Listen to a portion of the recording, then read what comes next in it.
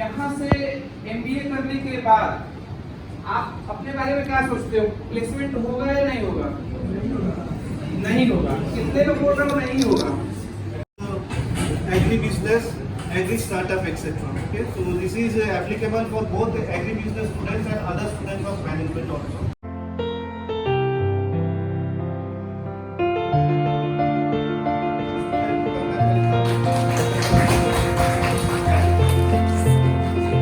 Our students are well placed. Apart from regular lectures, etc., we organize a lot of extracurricular activities and co-curricular activities as a part of learning. This includes case studies, lectures, workshops, seminars, etc. Of a specialist who will be delving into various issues of agri-business, agri-startup, etc. Okay, so this is applicable for both agri-business students and other students of management also. So before starting any program,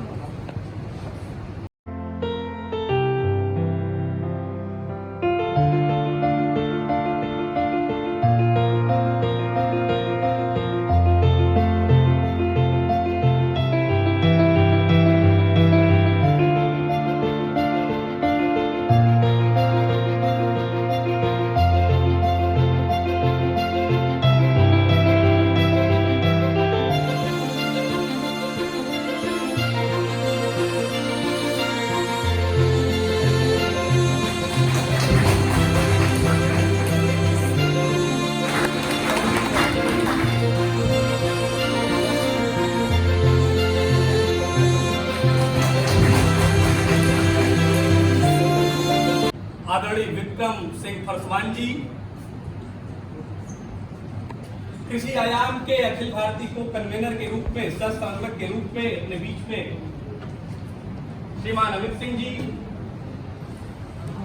एक सामाजिक संगठन और एग्रीबिजन से काम कैसे अच्छा हो, इसके रूप में मूल कार्यकर्ता के रूप में हम सब के बीच में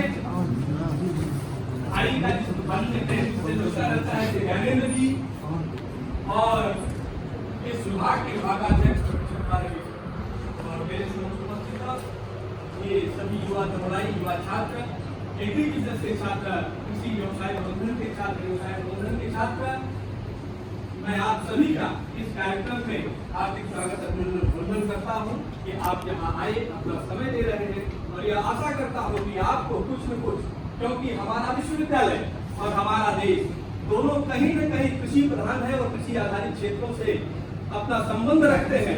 our students are well placed.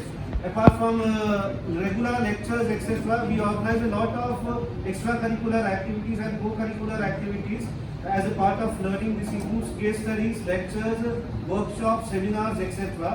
So this is a real example of the co-curricular activities which we are organizing. We will have a live workshop by Mr. Farswan who will be talking about AgriVision. Basically, AgriVision is a policy-making body. It is a think tank in the field of agribusiness. Their focus is agricultural students, how to train them, to empower them so that they increase their employability. Also, they give policy decision to the government to take initiative which will facilitate agri-business students to become self-sustained. Okay, they have worked very hard to give professional qualification to these agricultural students also, which Mr. Farswan will be telling. So before that, I would request the co-convener here, Mr. Amit, to come on the dais and address this august gathering.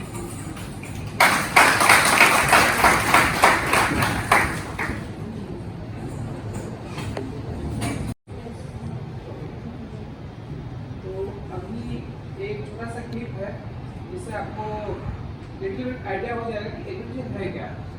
उसको play करते हैं.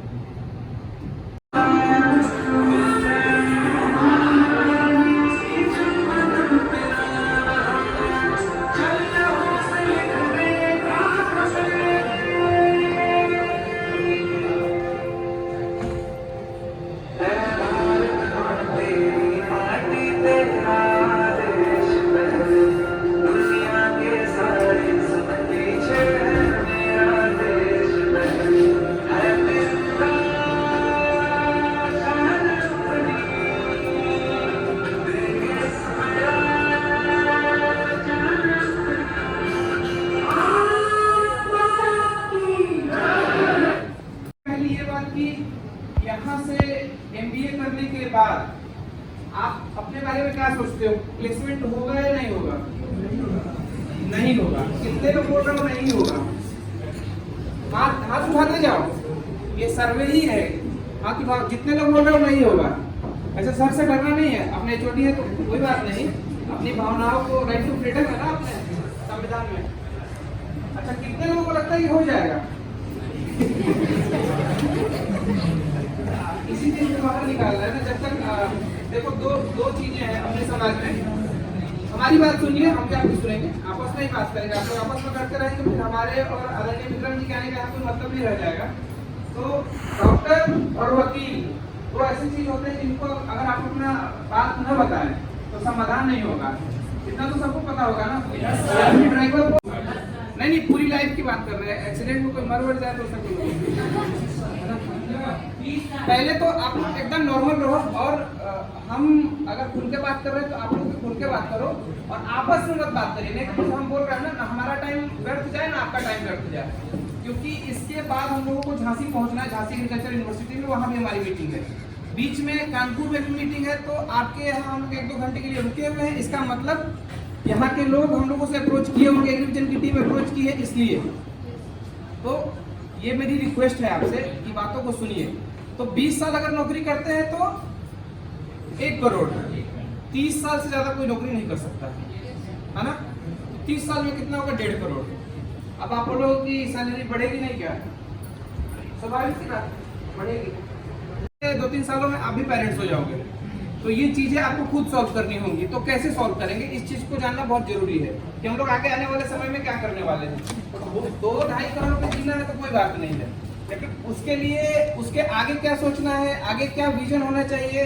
क्योंकि समाज में उद्यमिता और business को लेके कोई भी जागरूक है तो वो आप लोगों के कंधे पर है। आप मैनेजमेंट कर रहे हो तो लोग समझते हैं कि ये बिजनेस की समझ रखता है। सही है कि नहीं? डेयरी के बारे में पता होगा ना, पशुपालन पता है ना। तो ये सारी चीजें हैं। अगर पशुपालन में एक गोकुल मिशन चल रहा है पूरे देश भर में, तो संभवतः मैं मान के चल रहा हूँ कि यहाँ जितने बच्चे बैठे हैं कहीं ना कहीं उनके घर में पशुपालन होता होगा, यानी तो गांव में कहीं भी, है ना।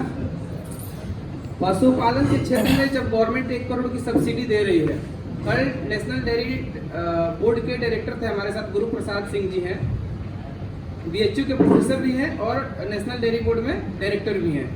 वो बता रहे थे कि 4 करोड़ का अगर आप प्रोजेक्ट गोकुल मिशन का लाते हो तो उसमें से 2 करोड़ सब्सिडी है। अब गोकुल मिशन को लेने के लिए क्या करना पड़ेगा, ये तो आपको सोचना पड़ेगा। क्योंकि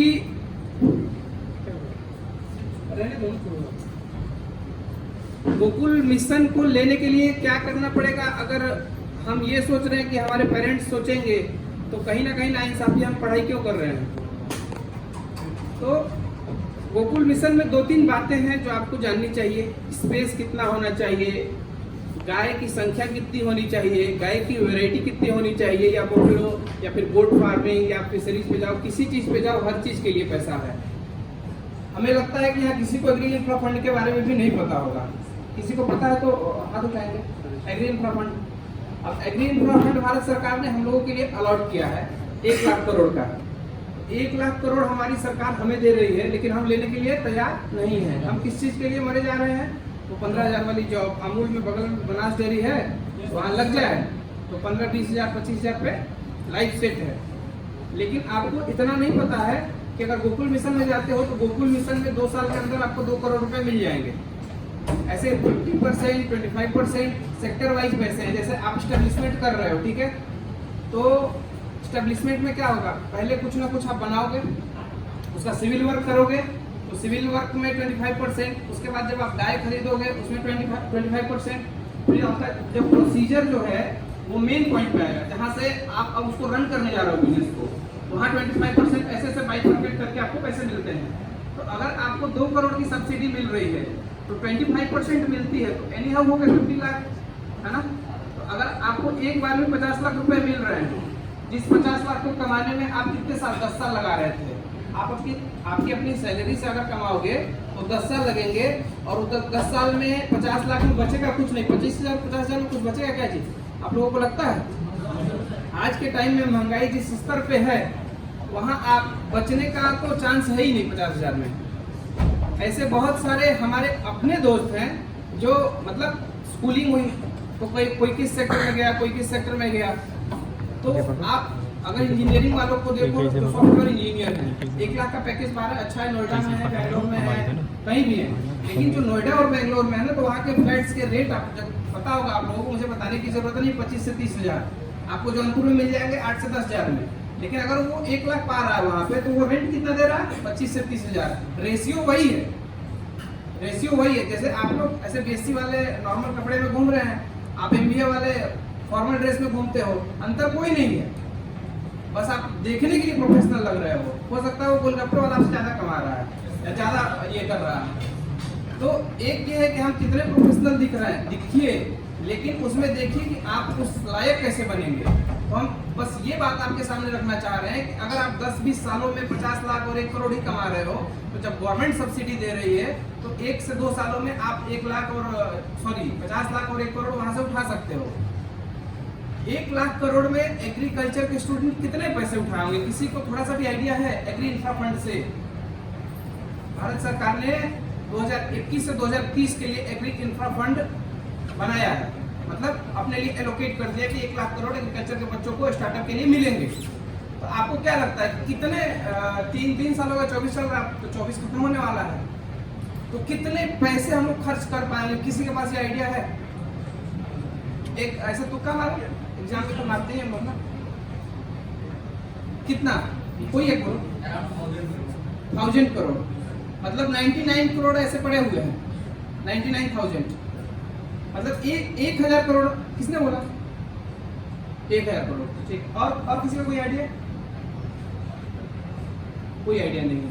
ये मतलब भूलना नहीं चाहिए, लेकिन हमें अपने आप पे शर्म माननी चाहिए कि अगर सरकार कुछ दे रही है तो हम यहाँ आ रहे हैं और जा रहे हैं। मतलब मैटर ये है ना कि हम जान ही नहीं रहे कि हमें करना क्या है, और इस बुक से बाहर हम लोग निकल ही नहीं पा रहे हैं। हम कुछ पैसे खर्च नहीं कर पाए हैं। अगर एग्री इंफ्रा फंड का पैसा खर्च हुआ है तो मात्र 3,000 करोड़ रुपए और 97,000 करोड़ रुपए ऐसे पड़ा हुआ है। अगर 4 सालों में हम 3,000 करोड़ खर्च किए हैं, तो मान लो और 6 साल हैं तो डबल कर लो, बहुत जागरूकता हो गई। तो ऐसे 10,000 करोड़ खर्च कर लेंगे, 90,000 करोड़ वापस हो जाएंगे। वो किसके पैसे वापस हुए? सरकार के पैसे वापस नहीं हुए, वो हमारे पैसे वापस हुए, और इसके जिम्मेवार हम खुद हैं कि सरकार हमें सपोर्ट कर रही है तो हम लेने के लिए तैयार ही नहीं है। कैसे तैयार होंगे? लेने के लिए हम तैयार हैं, हमें पता ही नहीं है कि है क्या। पता किसको है? तो बगल में आपका IIT वाले होंगे, वो 90% पैसे 3,000 करोड़ में IIT वालों ने उठाया है। आप देखते होंगे ना कि किसी IIT बॉम्बे से या फिर IIM अहमदाबाद से, IIM इंदौर से लोग गांव में आ रहे हैं और डेयरी का काम कर रहे हैं, खेती का काम कर रहे हैं और बड़ा बड़ा काम कर रहे हैं। कैसे कर रहे हैं? उनके पास पैसे नहीं है। आप IIM का फी देखोगे तो बहुत है, तो वो इसलिए कर रहे हैं कि वो यहाँ से फंड उठा रहे हैं। उनको पता है कि फंड कैसे उठाना है, जो आपको नहीं पता है। लेकिन चूंकि आप MBA में हो तो आपको क्या करना था कि आपको भी उनके सेक्टर का पैसा उठाना था। लेकिन हमारे पास एग्रीकल्चर सेक्टर सबसे, आप ये समझ लो, रिच सेक्टर है काम करने के लिए इंडिया में। फॉरेन की जितनी कंपनियां आ रही हैं, आपको पता है उनका टैक्स कितना लगता है? अगर मान लो किसी ने मशरूम की खेती कर डाली या फिर आप दूध का ही व्यापार कर रहे हो, तो आपको कितना टैक्स लगता है? 10%। 1 करोड़ से ऊपर जाओगे, ऐसे 20 लाख से ऊपर जाओगे तो फिर 30% पे जाएगा, ठीक है। लेकिन उनको बस व्यापार में इंटर होने के लिए भारत में 40% देना पड़ता है, मतलब वो 60% में ही काम करेंगे। बावजूद उसके वो आ रहे हैं देश में, अच्छा बिजनेस कर रहे हैं, पैसा कमा रहे हैं, जा रहे हैं। आपका देश, आपके लोग, आपकी माटी, आपका प्रोडक्ट, आपका लेबर, सब आपका, लेकिन आप खुद लेबर बने हुए हैं। हमें बड़ी MNC कंपनियों में जाना है। MNC का मालिक कौन है? बाहर के लोग हैं। अगर कोई, जैसे आपका नाम क्या है? कुलदीप जी, बैठो। अगर कुलदीप जी अगर डेयरी का बिजनेस शुरू कर दें, और जैसे अमूल दूध आ रहा है, ठीक है, अगर कुलदीप का दूध आने लगे तो इनके जिले में अगर इनके नाम से दूध बिक रहा है, तो आप समझ रहे हो इनका स्टेटस क्या होगा जिले में? कि कोई इनके पिताजी क्या सोचेंगे कि मेरा लड़का MBA किया और पूरे समाज को एक दिशा दे दिया कि आप डेयरी के क्षेत्र में इतना बड़ा काम कर सकते हो। तो ये कोई दुर्लभपन वाली चीज नहीं कि आप इतना बड़ा काम कर जाओ, लेकिन डॉक्यूमेंटेशन पे आपको आना ही पड़ेगा, एनी हम आना पड़ेगा। जो लोग हंस रहे हैं वो खुद पे हंस रहे हैं। आने वाले समय में हमें और आपको ही इस चीज को झेलना है, किसी और को नहीं झेलना है। ऐसे 4 हेक्टेयर की जो जिसके पास जमीन होगी वो हाईटेक नर्सरी में जा सकता है, उसमें भी 50 लाख की सब्सिडी है, 1 करोड़ की सब्सिडी है। ऐसे तो गाँव में जमीन तो बहुत लोगों के पास होते हैं, खेती सब करते हैं, तो हाईटेक नर्सरी में क्या करना आपको पता है? कैसे पता होगा? आपने पढ़ा नहीं ना योजनाओं को। कुछ नहीं करना है। अगर मान लीजिए कि अश्वगंधा का एरोमेटिकल प्लांट्स पता है ना आप लोगों को, कुछ एरोमेटिकल प्लांट की वो कर लो। हाईवे पे आप लोग देखते हो कि पेड़ ऐसे मोटे मोटे लगे होते होंगे, ठीक है, उसकी डिमांड बहुत है, उसका खेती कर लो। ये सब खेती करने के लिए भारत सरकार पैसे दे रही है, आपको बस करना है। लेकिन हम क्या करते हैं, हमको बस यहाँ से डिग्री लेनी है और कुछ नहीं करना है। तो इतनी सारी योजना है ना कि मतलब मैं गिनाते जाऊं ना तो शाम हो जाएगा, लेकिन योजनाएं खत्म नहीं हो रही हैं। और यूपीएससी की अगर कोई तैयारी करने जाए तो 20 नंबर का तो योजना ही आता है। कोई तैयारी कर रहा है क्या इसमें से? अगर कोई प्रिपरेशन कर रहा होगा तो आप पूछो, 20 नंबर का केवल योजना आता है। क्यों? क्योंकि गवर्नमेंट ऑफिसर को योजनाओं की जानकारी बहुत जरूरी है, उनसे ज्यादा जरूरी है आप लोगों को। वो तो इम्प्लीमेंट करेंगे, लेना तो आपको है, आप लेने नहीं चाहोगे तो वो कहां से देंगे? दूसरी चीज है, नाबार्ड का नाम कितने लोगों ने सुना है? बाकी लोगों ने नहीं सुना है। नाबार्ड बैंक कैसे जाते हैं, उसमें रिक्रूटमेंट कैसे होता है? बोलो भाई। फिर हिरेन के नाम से एक है, ऐसे सीड कंपनी चला रहे हैं, ऐसे बहुत से बच्चे हैं जो अपना स्टार्टअप कर रहे हैं और ये सारी चीजें हो रही हैं। तो आगे विक्रम जी अपना विषय रखेंगे, समय की कमी है, लेकिन जिसको भी एग्रीविजन के माध्यम से स्टार्टअप में या फिर संगठन में जुड़ना होगा वो यहाँ पे ज्ञानंद जी से बात करेंगे और उद्देश्य जी हमारे। ये दोनों लोग हैं, दोनों लोगों से आप बात कर सकते हैं, कनेक्ट कर सकते हैं पूरे देश में जहाँ भी एग्रीकल्चर रिसर्च इंस्टीट्यूट है, ठीक है। और मैं अपनी बात को यही विराम देता हूँ। बहुत बहुत धन्यवाद।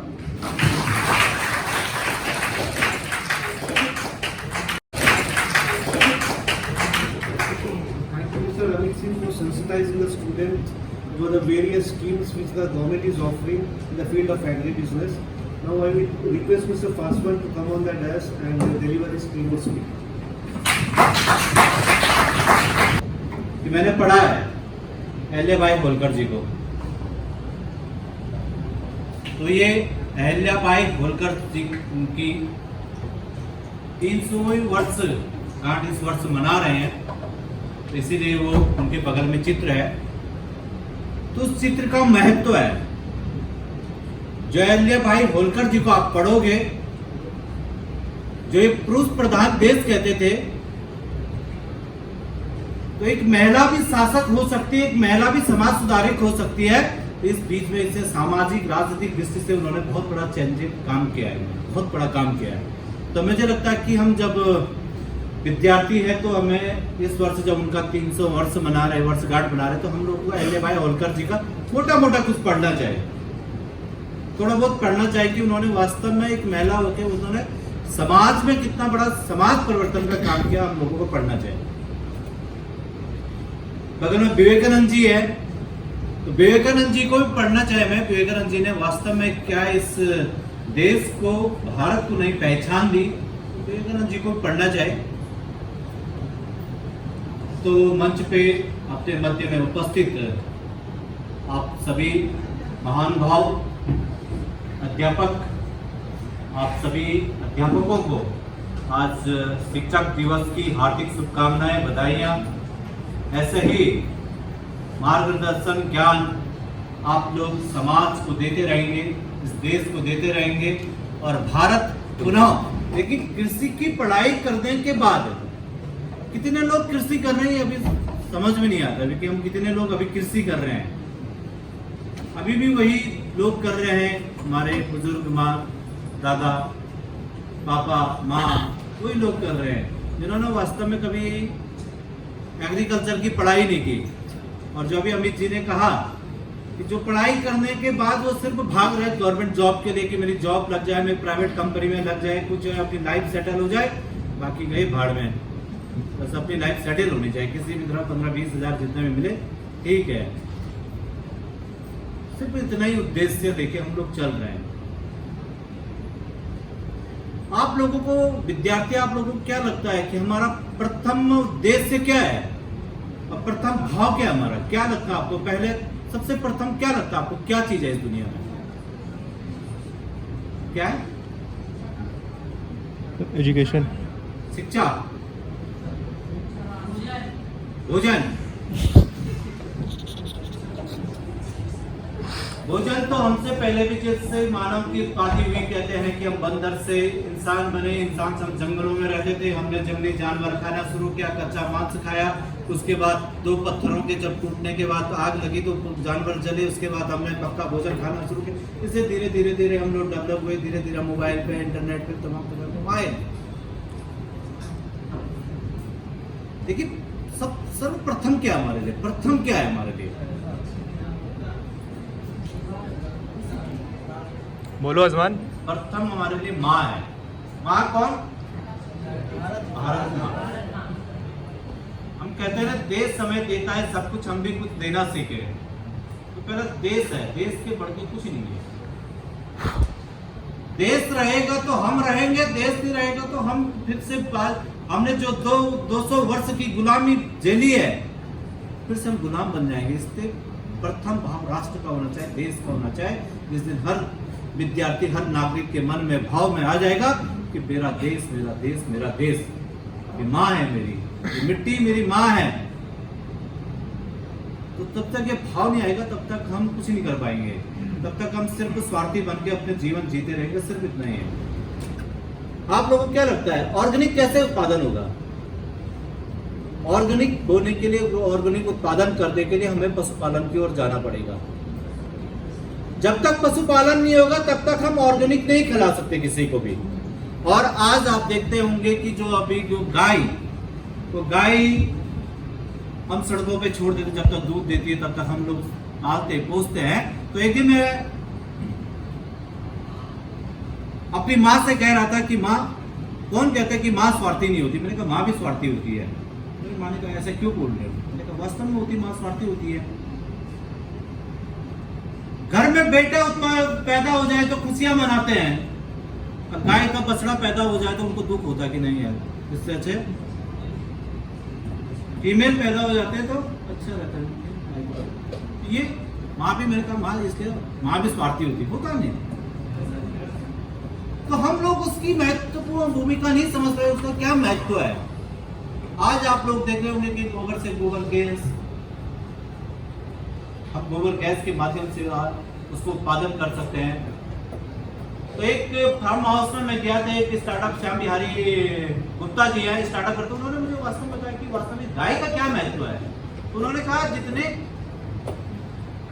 गाय का जो महत्व है, जैसा आप लोगों को देखा छोटा बच्चा हो तो गोद में अगर सुसु भी कर ले तो उसमें स्माइल इतनी नहीं आती है, और एक बुजुर्ग आदमी कर ले तो स्माइल जाएगी नहीं। इसी प्रकार का गाय का भी होता है।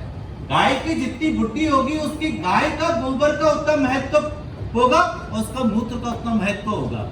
तो खेत के लिए उतना बड़ा महत्व होगा। ये हमको जानने की जरूरत, जो हम गायों को रोडों में सड़कों में फेंक रहे हैं, तो समझना पड़ेगा। हम जब तक, हम सब चाहते होंगे, इसमें से कई लोग गवर्नमेंट जॉब पे के बच्चे भी होंगे जिनके माँ बाप गवर्नमेंट जॉब में होंगे। जब हम गवर्नमेंट जॉब में रहते हैं तो गवर्नमेंट जॉब के हमारे ट्रांसफर जब दूसरे शहरों में होता है तो सबसे पहले क्या रहता है, क्या मन में क्या ख्याल आता है? जिसका छोटा बच्चा है, घर में दूध पीने की आदत हो, जिनको लगता है कि सबसे पहले सोचिए यार अच्छा दूध कहाँ मिलेगा। सब बड़ी टेंशन ये रहती है कि कहाँ मिलेगा। 10 लोगों से पूछते अच्छा दूध मिले, पहले थैली का दूध नहीं पीना, अच्छा दूध पीना है। दूध तो सब अच्छा पीना चाहता है, लेकिन गाय नहीं पालना चाहता। अभी जब डेंगू होता है तो डेंगू में हम ढूंढते फिरते रहते, बकरी का दूध कहाँ मिलेगा, बकरी का दूध कहाँ मिलेगा, लेकिन बकरी का दूध, बकरी पालना नहीं चाहता कोई भी। डेंगू में भागते रहते लोग, यार बकरी का दूध में गांव में आएंगे, यार किसकी बकरी है, चलो दूध दे दो। तो बकरी वाले को उस टाइम पे करते अच्छा बेटा आ गए तुम लोग अभी हमारे पास, तो वे कितने रुपए किलो देते हैं। कई बार तो मैं देहरादून के अंदर था, जब उसमें तो वो 1000 रुपये लीटर भी लोगों ने दूध दिया उस बकरी का। क्या हम बकरी उत्पादन करके उसका कोई ऐसा पाउडर, कोई प्रोडक्ट नहीं बना सकते जो अभी जब डेंगू जैसी स्थिति में हम उसको, उस पाउडर का उपयोग कर सके, दिखा सके? उससे आमदनी होगी। ये सोच डेवलप करनी पड़ेगी। हमको खेतों में जाना पड़ेगा, किसानों के खेती में जाना पड़ेगा। सब चीज थ्योरी से नहीं होगा, जब तक प्रैक्टिकल नहीं करोगे तब तक कुछ नहीं होने का। अब तो मैनेजमेंट के विद्यार्थियों, आप कौन से प्रोडक्ट को बेचने जाओगे जब उसे प्रोडक्ट में हमें पता ही नहीं कि अंदर उसके अंदर वो जहर बेच रहा है, क्या बेच रहा है, पता ही नहीं है ना। जब तक हम किसान के साथ नहीं जाएंगे, जब तक वो देखेंगे नहीं, तब तक कुछ नहीं होगा। आज पंजाब के अंदर आप देखते हो कि सबसे ज्यादा पंजाब के अंदर खेती होती है, लेकिन सबसे अधिक कैंसर के मरीज भी आज पंजाब के अंदर है। इसका जानना पड़ेगा क्यों ऐसा होता है। हम तो अच्छी खेती तो कर रहे हैं, हम अच्छा उत्पादन तो कर रहे हैं, लेकिन हम उसमें कितना केमिकल का उपयोग कर रहे हैं, उस किसान को पता नहीं। उस किसान को तो सिर्फ पता है कि मेरी खेती अच्छी हो जाए, जहां पे एक डोज पड़ने हो 4-4 डोज डाल देते हो, उससे वास्तव में कितना हानिकारक है वो। जब तक हम लोग नहीं बताएंगे उनको, जब तक हम लोग किसान, कृषि की पढ़ाई करने वाला विद्यार्थी नहीं जाएगा, तब तक क्या कौन बताएगा किसानों को कि वास्तव में क्या सच्चाई है, कितना हम उपयोग करें। नहीं तो हम जहर बेचते रहेंगे, जहर खाते रहेंगे, और आने वाले समय में ऐसी स्थिति ना हो जाए पूरे देश के हर कोने कोने से, एक एक राज्यों से, एक एक जिलों से कैंसर ट्रेन चलनी शुरू ना हो जाए। हम लोगों को ध्यान देना पड़ेगा। इसलिए एग्रीविजन ने कहा कि 2047 को आजादी का 100 वर्ष जब हम लोग मनाएंगे, उस 100 वर्ष में हम प्योर ऑर्गेनिक कैसे देश को खिला सकें, इस पे हम, और जो मैंने कहा, हम पूरा आयात बंद करके हम निर्यात करेंगे, चाहे वो किसी भी क्षेत्र में हो। हम आने वाले समय में 2047 में जब आजादी के 100 वर्ष के उत्सव में हम लोगों का योगदान भी, एग्रीविजन का क्या योगदान है, इसलिए हम तमाम विद्यार्थियों के बीच में जाके, कब कौन सा विद्यार्थी के माइंड में क्लिक हो जाए, कौन सा चीज प्रारंभ कर दे, कौन सा स्टार्टअप प्रारंभ कर दे, और बिना आप लोगों को पता है कि गवर्नमेंट जॉब अब संभव नहीं होती। अभी क्या, चाहे वो विकसित देशों का उदाहरण हम उठा के भी देखें, कभी भी 2% से अधिक कोई भी देश गवर्नमेंट जॉब नहीं दे सकता है। आखिरकार हमें आना यही पड़ेगा। इसलिए हम मालिक बन के काम करें, नौकर बन के काम न करें, क्योंकि हमने इसकी पढ़ाई की है, कृषि की पढ़ाई की है, और कृषि में बहुत अभी आवश्यकता है। बहुत सारे रास्ते अभी एग्रीविजन में और एग्रीकल्चर के फील्ड में बहुत सारे रास्ते हैं। लोग ऑर्गेनिक खाने को दौड़ रहे हैं, ऑर्गेनिक खाने के नाम पे गोबर भी दे दो तो वो गोबर खाने को भी तैयार है। ये स्थिति है। लोग भारत पे उम्मीद, पूरा विश्व आंखें गाड़ के देख रहा है कि वास्तव में भारत एक दिन वास्तव में ऑर्गेनिक को करेगा, और भारत के ऑर्गेनिक चीजों पे विदेशों में इतनी डिमांड है, लोग चाहते हैं कि उनको विश्वास है भारत के लोगों पे कि वास्तव में जो भारत देता अच्छा देता होगा, इस प्रकार के लोग करते हैं। इसलिए हम लोगों को इस आजादी के 100 वर्ष में हमारा योगदान क्या हो, और इसमें इस राष्ट्र के यज्ञ में हमारी भी आहुति हो, तो उसके लिए हम एग्रीविजन के विद्यार्थी कुछ न कुछ काम करके उन छोटे छोटे किसानों के पास जाना पड़ेगा। किसान चौपाल करो, उनके साथ मिलो, उनसे कुछ सीखो। ऐसा नहीं कि हमने एग्रीविजन की पढ़ाई करके बाद, हमने एग्रीकल्चर की पढ़ाई करने के बाद मैं बहुत बड़ा विद्वान हो जाऊंगा, मैं उससे ज्यादा जानता हूँ, ये नहीं है। वो किसान प्रैक्टिकल करता है, उसे आपसे भी ज्यादा नॉलेज है, उसका जीवन उस खेतों में बीत गया है, बड़े उसने एग्रीकल्चर की पढ़ाई नहीं की हो, लेकिन उससे आपसे भी ज्यादा नॉलेज है। इसलिए आप लोगों को किसानों के बीच में जाना पड़ेगा। जब तक किसानों के बीच में नहीं जाओगे, तब तक 10 चीजें हमें को भी उनके माध्यम से सीखने को मिलेगा, और 10 चीजें हम लोग भी बताएंगे उन्हें। अभी अमित जी ने बहुत सारी योजनाएं बताई सरकार की, हमें ही पता नहीं तो हम उन्हें क्या बताएंगे। इसलिए पढ़ाई के साथ साथ लोग कहते हैं सामाजिक नॉलेज भी होना चाहिए। सिर्फ हम इंस्टाग्राम पे रील बना के और रील्स देखने से नहीं चलेगा, कुछ और भी सीखना। हमारा तो रील्स, सुबह उठो तो पता ही नहीं चलता कि 1-2 घंटे कहाँ गए, रात को सोने के लेट सो रहे, पता नहीं चलता है। कुछ सीखना पड़ेगा। सब चीज ठीक है, टेक्नोलॉजी है, टेक्नोलॉजी तो इसलिए थोड़ी बनाई गई कि हम रील देखने के लिए, ये तो सिर्फ भारत की शिक्षा पद्धति को खराब करने के लिए चीजें बनाई गई है। ये ऐसे नहीं, उन्होंने कहा भारत को बर्बाद करना है तो अंग्रेज जब गए तो उन्होंने कहा ये भारत को बर्बाद करना, तो भारत की शिक्षा पद्धति को बिगाड़ के जाओ यहाँ पे। उन्होंने नालंदा तक्षशिला जैसे विश्वविद्यालय पे आग लगा के चले गए हमारे, और मेघालय की शिक्षा पद्धति में हम लोगों को झोंक के चलेगी गई। अरे हम कहते हैं कौन से इंग्लैंड में, कौन से अमेरिका में, कौन से इतने विकसित देशों में कौन से थ्योरी पे प्रैक्टिस होता है, सब जगह प्रैक्टिकल पे होता है। आज जापान टेक्नोलॉजी के रूप में सबसे आगे चल रहा है, तो क्यों आज जो विश्व के 50 गुना आगे हम पूरे विश्व में, तो वो क्या कि प्रैक्टिकल करता है, उसे प्रैक्टिकल में जीने की आदत है। आप देखते होंगे आपके दादा बुजुर्ग दादा जो 100 वर्ष 80 90 वर्ष जीते थे, आज इंसान की आयु भी कम हो रही है, हम 60 वर्ष जीने में बहुत बड़ी बात है। तो सब चीज क्यों है? ये अपने खान पान से है। इस खान पान को हम कैसे सुधारें, कैसे ठीक करें, तो उसके लिए मैंने कहा कि हमको खेतों में उतरना पड़ेगा, खेतों को वो करना पड़ेगा। जरूरी नहीं कि आपने पढ़ाई करते तो आप लेबर ही करो वहां, ऐसा नहीं, मैं ऐसा नहीं कह रहा हूं, लेकिन नई टेक्नोलॉजी की खेती करनी पड़ेगी, जाना पड़ेगा। हम मशरूम तो उगाएंगे, मशरूम से हम 10 प्रोडक्ट और तैयार करें उससे। हम गेहूं तो उगा रहे हैं, गेहूं के उस पे और 10 प्रोडक्ट और हम तैयार करें। यहाँ के मक्का बड़ा फेमस है, उस मक्के से हम लोग क्या उपयोग कर सकते हैं उसका, तो किसी चीज का ब्रांड बनाना पड़ेगा। तो ब्रांड जो मैंने कहा ना, हम रील्स देखते रहो, उस रील्स पे उस चीज का वीडियो बनाओ ना आप लोग, अपनी ब्रांडिंग करो ना, इस जौनपुर की ब्रांडिंग करो ना, जो चीज यहाँ की है, जिससे पहचान मिलेगी, लोग खरीदने को उसका महत्व तो बताओ। यहाँ पे बताओ ना, जहाँ पे महिलाओं की जनसंख्या कम हो रही है, उन लोगों को, राज्यों को बताओ ना। यहाँ पे उदाहरण, कल में कोई मुझे कह रहा है कि यहाँ पे महिलाओं की संख्या अधिक है, पुरुष कम है, उसका कारण क्या है? उन्होंने किसने कहा मूली की अधिक होती है, इस कारण है, किसी ने कहा यहाँ के मक्के की खेती अधिक होती है, इस कारण है। कोई भी कारण, उस पर रिसर्च करो ना, उसका उदाहरण पूरा देश विश्व को दो कि ये मक्के का ये महत्व है, मक्के खाने का ये महत्व है। जहां आज 1000 पुरुष पे, जहां पे 800 महिलाएं रह चुकी हैं, उन राज्यों को बताओ ना।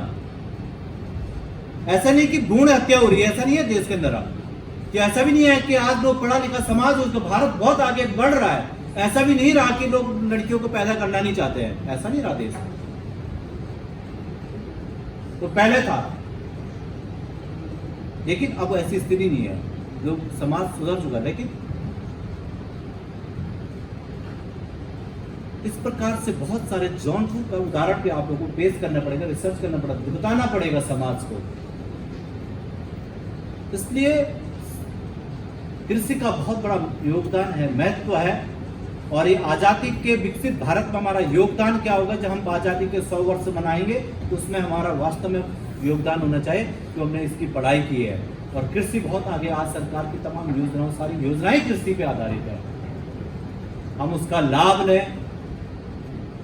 जरूरी नहीं कि 20-22 साल में शादी जो करते थे, थोड़ा लेट करो, कुछ सालों बाद अच्छे वो करो, कुछ अपने को बन के दिखाओ, कोई स्टार्टअप शुरू करो, सिर्फ गवर्नमेंट जॉब के पीछे मत भागो, कुछ करो, छोटे छोटे उद्योग करो, छोटे छोटे काम शुरू करना पड़ेगा, जिसमें आने वाले समय में हम और कुछ क्या कर सकते हैं, आप लोगों को करने की आवश्यकता है। और एक विकसित भारत तभी बनेगा, जो विश्व गुरु का सपना हम लोगों ने देखा है, तो तभी बनेगा। और आप लोग एग्रीविजन से जुड़े। एग्रीविजन एक ऐसा प्लेटफॉर्म है जो कृषि के विद्यार्थियों के बीच में काम करता है।